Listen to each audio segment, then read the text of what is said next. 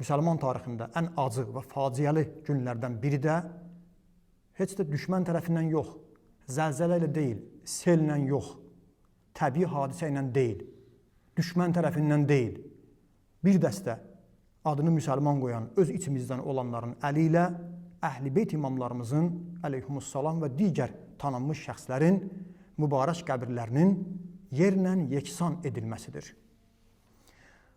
Miladi təqvimi ilə 1806-cı ildə Vəhabilər Mədinəyə hücum çəkirlər və Bəqi qəbirstanlığını dağıdırlar.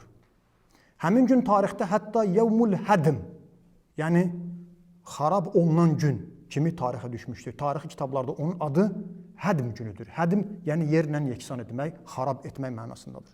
Nə üçün bu tarix mühümdür? Nə üçün bu günü müsəlman dünyasında qeyd edirlər?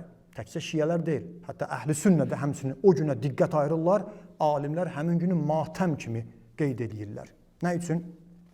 Ona görə həmin gün mühümdür ki, bir, müsəlman dünyasının ən müqəddəs şəxslərinin, Peyğəmbər Əhl-i Beytinin, Allahın salamı olsun onlara, tanınmış şəxslərin qəbri həmin gün dağıdılmışdır. 2. İslam dünyasında tarixi abidələr, qəbirlər, əsərlər var. Onların arasında, qəbristanlıqların arasında ən mühüm tarixi məkan Bəqi qəbristanlığı gedir. Hesab olunur. O gün İslamın ən böyük tarixi nümunəsi qəbristanlığı dağıdıblar. 2. 3.